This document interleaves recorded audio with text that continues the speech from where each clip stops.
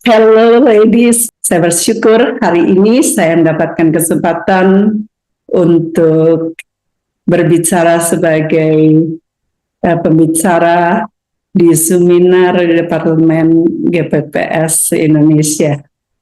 My love for you all, ladies all over Indonesia. Demikian juga saya berterima kasih juga kepada seluruh jajaran pemimpin dari Bapak Ketua Umum Dr. Pendeta RF Martino yang saya kasih dengan Ibu Medi yang saat ini juga hadir, jajaran Majelis Pusat beserta dengan departemen-departemen lainnya, CP dan Bapak-Bapak Pendeta yang mungkin hadir atau overheard dengerin di ruang lain, dan terutama para perempuan yang hadir sore hari ini yang sangat saya hargai, saya cintai. Kiranya devotion kita dan fellowship kita hari ini selain berkenan di hadapan Bapa yang memanggil kita di ladang kita masing-masing, kita juga diberkati dengan perenungan firman yang Roh Kudus taruh di dalam hati saya. Puji Tuhan. Well, saudara, sebelum saya meneruskan, saya akan bicara mengenai, saya ingin perkenalkan diri saya dari perspektif yang berbeda, yang mungkin kebanyakan yang generasi now nggak tahu ya.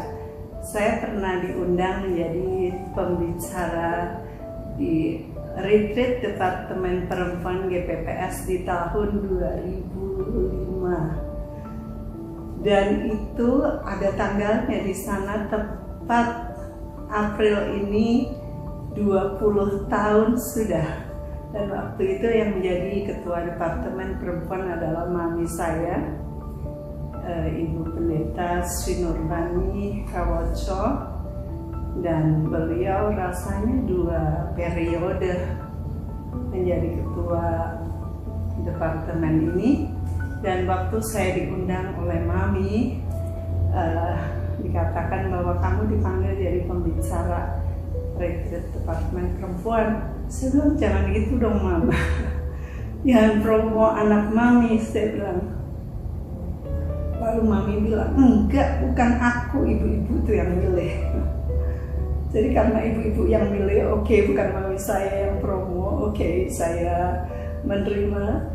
And then tahun berikutnya saya diundang lagi. Saya bilang, mami jangan gitu, enggak, beneran itu ibu-ibu yang jaluk. Saya tidak mau, mami, jangan, satu kali aja sudah cukup, nanti dikirain karena mami saya yang berdiri di sana kemudian pakai kesempatan gitu ya. Jadi saya tidak mau yang kedua kalinya. Kalau ibu-ibu lihat di sini ada wajah-wajah lama ya, yang mungkin masih kenal dan beberapa sudah pergi ke kemuliaan. Pendeta Budi GPPS Anugerah Malang, papa anak saya yang saya cintai, dan di sana juga ada Ibu Pendeta Rory dari Kalimantan ya. Lalu Ibu Pendeta Rode GPPS Shalom Tegal, Ibu Yani Darmawan GPPS Siropuniki Kebak Ramat ya, ini ya di pinggir ini. Lalu Ibu Pendeta Kasih dari GPPS Immanuel Selawi almarhumah. Dan saya diapit oleh papa-papa saya. Satu Papa Budi, yaitu papa angkat saya, satunya papa ganteng tercinta, yaitu Papa Beni Kawoco. Dan ini adalah kesempatan di mana saya diundang di Perempuan GPPS Sulteng, Jambore beberapa kali, KPKP, Ibu Pendeta Leana Vitasari dan Ibu Pendeta Milka, keduanya masih lajang waktu itu ya. Jadi saya kenal baik mereka. Lalu Pendeta Dr. Martino rambutnya masih hitam. Nah, kalau saudara stok lama KPPS, pastilah saudara gak asing dengan wajah saya. Tapi selama bertahun-tahun saya berada di luar, keliling dunia, memberkati kemana-mana. Dan baru hampir 4 tahun belakangan ini saya ada sedikit parkir di KPPS Solo oleh kemurahan Tuhan. Dan saya tidak tahu Tuhan mau bawa kemana lagi, tetapi saya hamba. Dan di sini saya nurut kepada pimpinan roh. Saya adalah tawanan roh. So, saudara, saya dengan tema perempuan berkarakter Kristus ini, saya akan mengambil satu tema yang nantinya akan semuanya bermuara dan mengacu kepada perempuan berkarakter Kristus ini, dengan subtema yaitu You are an architect of your life. Artinya saudara adalah arsitek dari kehidupan saudara sendiri. Karena karakter itu bukan bawaan lahir, maka kita harus mendesain karakter kita seumur hidup kita. Sekali lagi saya ulangi, karena karakter bukan bawaan lahir, maka kita harus mendesainnya seumur hidup kita. Nah, dengan demikian, kalau kita adalah an architect of our own lives, maka kita harus belajar dari kehidupan kita. Kita harus belajar dari kesalahan kita. Alangkah bodohnya jika seorang telah melakukan kesalahan dan mengulang kesalahan yang sama berulang-ulang kali. Itu adalah suatu kebodohan dan tidak bijak. Bukankah firman Tuhan mengatakan agar kita memperbaharui akal budi kita setiap hari agar kita dapat membedakan kehendak Bapa? Rupanya kehendak Bapa ini ada 3 level. Kehendak yang pertama yang baik. Kalau anak Tuhan tahu mana membedakan yang baik dari yang tidak baik, itu sudah lumayan. Tapi kalau yang baik dan tidak baik, beretika dan tidak beretika saja tidak tahu bedanya, tidak akan naik lagi ke level mengenal kehendak yang berkenan kepada Bapa. Dan itu pelajaran yang sangat panjang, karena banyak orang tidak menyadari bahwa kehidupan rohani dan kegiatan rohani itu sebenarnya berkesinambungan. Tetapi banyak bahkan hamba Tuhan memisahkan antara kehidupan rohani dan kegiatan rohani. Dipikirnya kegiatan kita, kehidupan kita bukanlah kegiatan rohani. Yang sesungguhnya bahkan makan kita pun diperhatikan, cara duduk kita pun diperhatikan, cara kita melakukan hal-hal apapun, tabiat-tabiat kita diperhatikan. Itu sebabnya kalau kita mengerti mana yang baik, maka kita lulus masuk selanjutnya sampai kepada yang berkenan. Dan tidak cukup hanya yang berkenan, tetapi Tuhan merindukan kita untuk mengerti kehendak Bapa yang sempurna. Dan itu bukanlah tidak mungkin, karena di sana Tuhan berikan kepada kita guidance-nya agar kita mencapai kepada kehendak Bapa yang sempurna. Dengan demikian, akhirnya kita mengerti bahwa kehidupan kita melulu untuk menggenapi kehendak Bapa. Dan diharapkan untuk mencapai kehendak yang sempurna. Bukan untuk pencapaian kita sendiri, mencapai cita-citaku, mencapai mimpiku, aku ingin jadi ini, aku ingin jadi itu. Well, that's fine. Ya, Tuhan seringkali memberikan kepada kita deposito ilahi sejak kita kecil. Kita ingin jadi apa? Tetapi kalau tujuannya hanya untuk popularity, untuk uang dan sebagainya, maka kita tidak akan menggenapi tujuan dari pencipta kita. Sebagaimana kita tahu bahwa setiap produk diciptakan untuk tujuan penciptanya. Nah, dari sini saya akan menguraikan beberapa komposisi dari apa yang saya pelajari bertahun-tahun sampai menjadikan saya pribadi yang seperti sekarang ini. Dan saya ingin bagikan apa yang saya katakan dan jalani, bukan yang orang lain katakan dan saya tidak jalani. Well,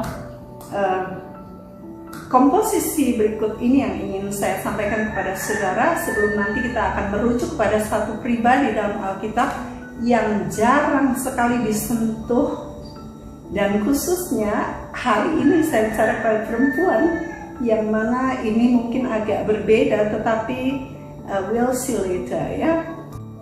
Dan pribadi ini nantinya akan berpusat kepada Kristus. Sebagai architect of our life, pertama, kita bicara mengenai karakter, right?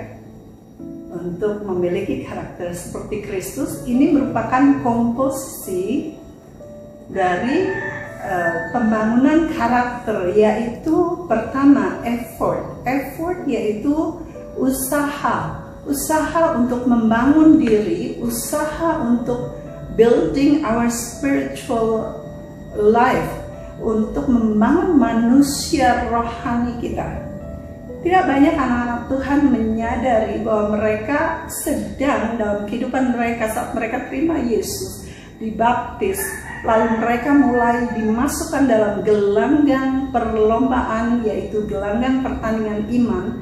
Disitulah mereka mulai harus mengejar, mereka bertanding. Saudara mau pilih ngejogrok, saudara mau atlet, terserah, tetapi saudara mau tidak mau langsung ada di gelanggang pertandingan. Dan disitulah effort saudara untuk membangun manusia roh dinantikan oleh saksi-saksi awan yang cheering every day. Come on, orang tua kita ya, pendahulu-pendahulu kita, atau Ishak Leo, Lewi Santoso, cheering for GPPS ya. Come on. Nah, kita bisa mengusahakan apa yang ada di tangan kita. Kita bisa mengejar, kita bisa berkarya, kita bisa berkreasi, kita bisa melakukan apa saja. Tetapi banyak orang beralasan dan berkata, well, saya nggak seperti dia. Oh, saya nggak setinggi dia. Saya nggak semancung dia. Saya nggak secantik dia. Saya nggak sependidikan seperti dia, dan sebagainya. Menggunakan banyak alasan. And you know what? Di akhirnya nanti saat seorang mengembalikan talentannya kepada Tuhan, Tuhan terus terangnya nanti saat harus kita berhadapan dengan Dia. Katanya, well, engkau menyimpan semuanya, engkau bilang saya jahat dan sebagainya, enyahlah engkau. Jadi kita mau belajar saat ini, kita ngejar sedemikian rupa tanpa kita menggunakan alasan-alasan. Saudara, kalau saya bikin alasan, saya bisa bikin sebanyak-banyaknya alasan sampai saya tidak bisa melayani Tuhan. Tapi dengan apa yang ada, dengan apa yang ada di tangan kita, di tangan saya bisa melakukannya. Saya sedikit koreksi, buku saya bukan 5, tetapi buku saya sudah 10. Dan saya pikir saya tidak akan hanya mengejar banyak-banyak nulis buku, tetapi saya hanya bergantung kepada Roh Kudus, pimpinan Roh Kudus untuk saya menulisnya. Dan saya bersyukur saya yang tadinya alasan-alasan di Tuhan, kalau saya nulis gimana dong, kalau orang ketawain saya gimana dong, kalau orang cemooh saya ditimpukin pendeta-pendeta gitu ya, karena saya pikir dangkal sekali buku saya. Tetapi saat Tuhan nyuruh saya, akhirnya saya tulis buku, dan buku itu menjadi bestseller selama 9 tahun. So, apa yang ada di tangan saudara, Tuhan bisa pakai asal saudara mau. Itu effort. Yang kedua yaitu kompetensi. Saudara, kompetensi ini adalah kemampuan, termasuk skill saudara, pendidikan saudara. Walaupun mungkin pendidikan tidak terlalu menjamin, tetapi dunia tetap memandang hal ini dengan serius ya. Karya-karya saudara, ya, legacy yang saudara tinggalkan itu adalah kompetensi saudara. yang bisa menjadikan CV saudara. Kalau kita melihat CV Daud, di sini kita melihat bahwa lalu jawab salah seorang hamba itu katanya, sesungguhnya, ini kalau ngomong sesungguhnya, dia make sure ya, mau yakin, beneran loh, aku lihat loh, orangnya tuh gini loh. Aku melihat salah seorang anak laki-laki Isai, orang Bethlehem itu, pertama, dia pandai main kecapi. Kalau dihadirkan kepada raja, bukan yang ecek-ecek dong ya, pasti yang ahli. Dia seorang pahlawan, dikatakan pahlawan yang gagah perkasa, seorang prajurit lagi. Selain pahlawan, prajurit yang pandai bicara. Ini bukan cerewet ya, pandai bicara. Kalau saudara teliti dari kata-kata Daud, wow, so puitis. Ya, dalam Mazmurnya luar biasa. Saat dia bicara terhadap Goliat, saat dia bicara terhadap Saul, mertuanya, luar biasa. Saya pelajari bagaimana kata-katanya bukan kata-kata anak-anak yang 17 atau 20-an gitu ya, tetapi berisi, berdaging. Lalu plusnya, elok perawakannya, dan plus-plusnya Tuhan menyertai dia. Look at that. Itu adalah CV dari Daud sebelum dia menjadi raja. Bagaimana dengan kita, kompetensi kita yang nantinya akan merujuk kepada CV kita. Lalu, yang ketiga, manajemen. Saudara, manajemen ini sangat penting sekali, di mana saya selalu mengatakan kalau kita tidak bisa mengatur 24 jam kita. Saya bisa ngerti 24 tahun saudara kayak apa hidupnya. Kalau saudara tidak mengatur, memanage komoditi yang sangat penting ya. Komoditi kita adalah waktu. Waktu adalah pertukaran yang Tuhan berikan untuk kita menyelesaikan panggilan Tuhan dalam kehidupan kita. Kalau kita sisa buang-buang waktu 1 jam atau 2 jam atau 3 jam sehari kita buang waktu, maka itu akan menyedot setahun, itu kira-kira 1 bulan sampai 2 bulan kehidupan kita terbuang dengan cuma-cuma.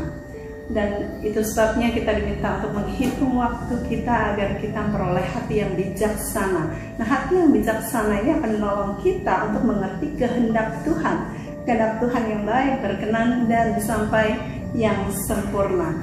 Itu sebabnya penting sekali untuk memperhatikan, memanage kehidupan saudara dan 24 jam saudara dengan bijak.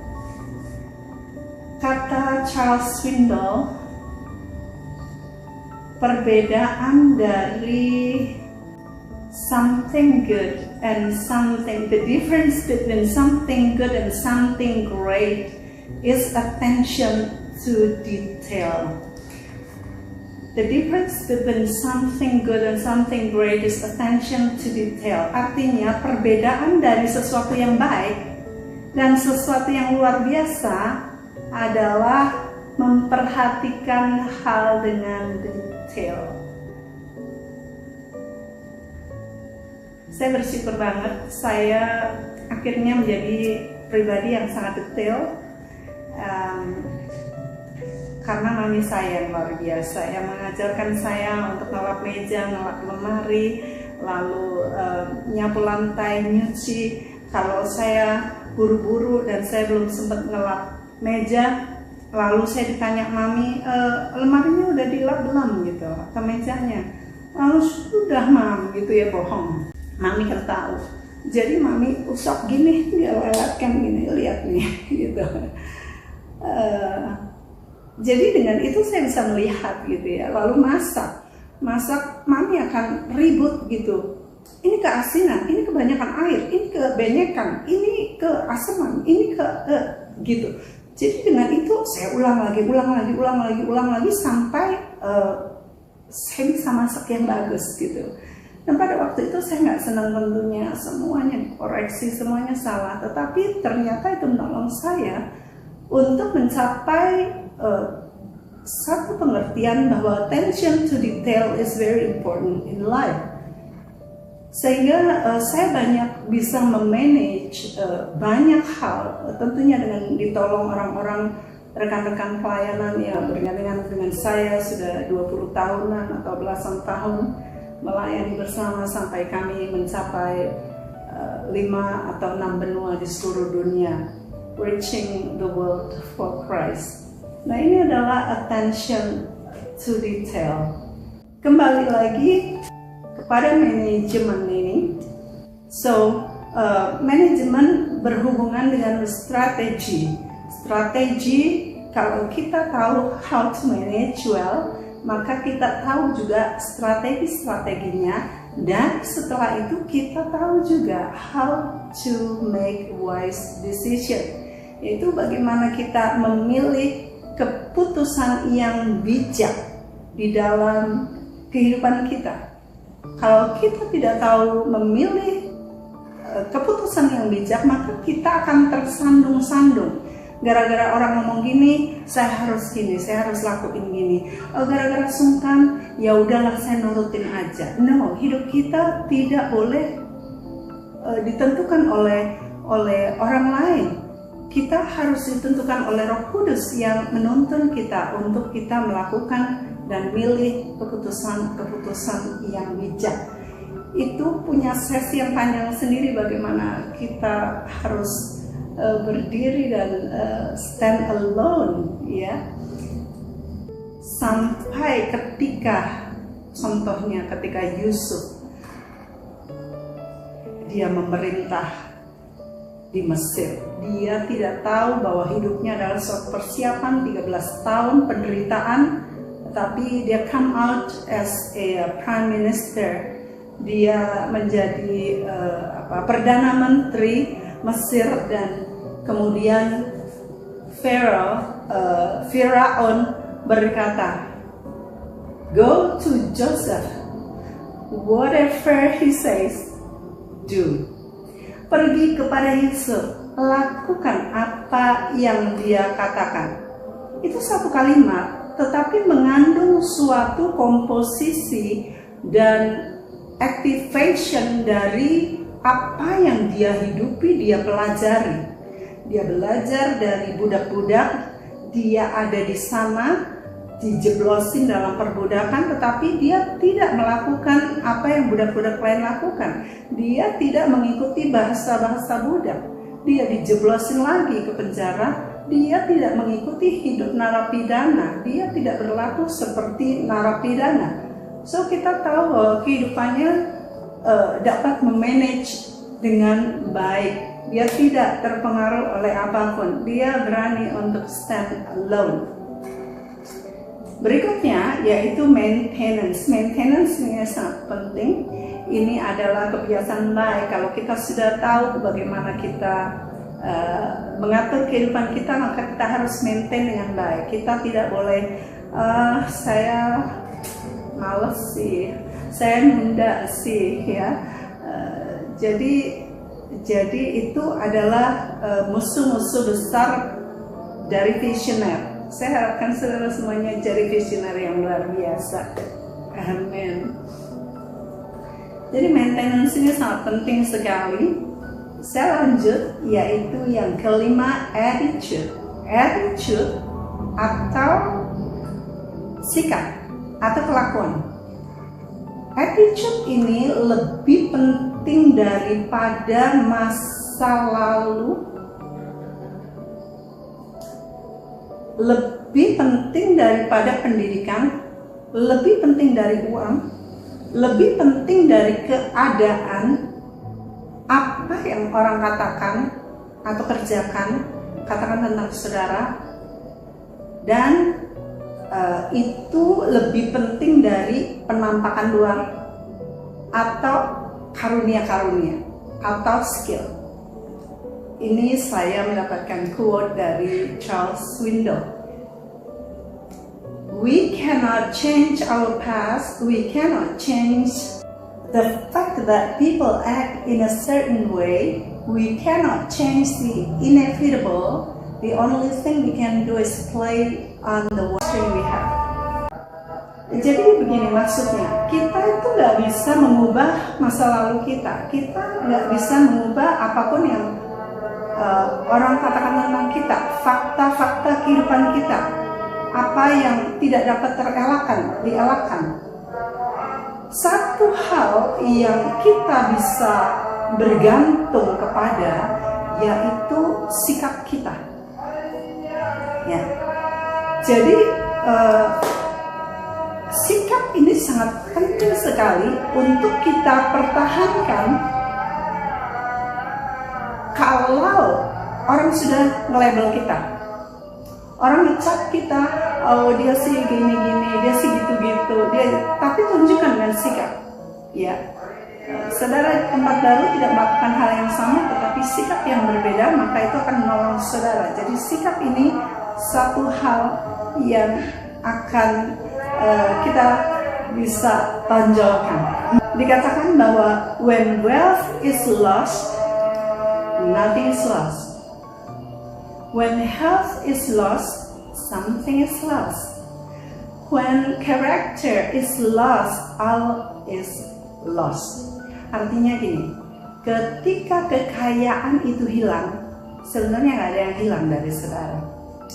Kayak misalnya tiba-tiba di LA barusan ya, rumah-rumah kebakar gitu ya. Tapi kalau saudara punya attitude, saudara punya character, nothing is lost. Lalu ketika kesehatan itu hilang, ya ada beberapa yang hilang. Tetapi ketika karakter itu hilang, maka semuanya hilang. Jadi ini hal yang sangat penting sekali kita perhatikan bahwa kita memiliki attitude, sikap, karakter yang harus kita pertahankan. Dan keenam adalah integrity. Semua yang di atas, 5 hal di atas itu akan menopang kita untuk memiliki integritas. Integrity adalah saudara melakukan hal yang sama di tempat yang tersembunyi, sama dengan di tempat umum saat tidak ada orang yang perhatikan saudara. That's we call it integrity. Saudara melakukan hal yang sama di muka umum atau di belakang umum, hal yang sama, tidak bermuka dua. That's integrity. Kalau dalam rohanian tentunya kita bicara mengenai iman, ya. Seseorang yang berintegritas tentunya dia jujur, dia tidak cheating. Dia tidak berbohong, dia tidak berpura-pura, karena firman Tuhan mengatakan hikmat yang dari atas pertama-tama adalah murni. Jadi nggak ada campuran. Kalau kita udah hati kita punya maksud sesuatu dan kita menyampaikannya dengan bahasa yang kita bungkus demikian rupa agar orang mengasihi kita, agar orang beri kita mau mendoakan padahal kita butuh uang, that's not murni. Dan yang nggak murni datang dari setan-setan, firman Tuhan itu keras banget. Tapi we face it, ya. Nah, integritas ini dan semuanya ini akan menolong kita untuk kita akhirnya menjalani visi kita. Ini adalah kunci terakhir sehingga menjadi komponen terpenting, yaitu panggilan pribadi, tujuan hidup manusia, pengenalan akan penciptanya. Now, by saying this, maka saya akan menyimpulkan saudara bahwa komponen ini adalah hanya spare part-nya, ya, atau motornya, spare part-nya. Sedangkan lubrikannya yaitu olinya atau bensinnya adalah prakteknya, yaitu penggerak karakter yang akan kita pelajari dalam kehidupan seorang yang luar biasa, yang Kristus diturunkan dari keturunannya. Sebelum kita masuk ke somebody yang luar biasa, saya ingin membacakan suatu quote dari None, bahwa great women are those who don't seek power but take responsibility because they have the capability and empathy to help others. Artinya, perempuan-perempuan yang luar biasa adalah mereka yang tidak mencari kuasa, tetapi mengambil tanggung jawab sebab mereka memiliki kemampuan dan empati untuk menolong orang lain. Saya ulangi lagi. Perempuan-perempuan yang luar biasa adalah mereka yang tidak mencari kuasa, tetapi mengambil tanggung jawab sebab mereka memiliki kemampuan dan empati untuk menolong orang lain.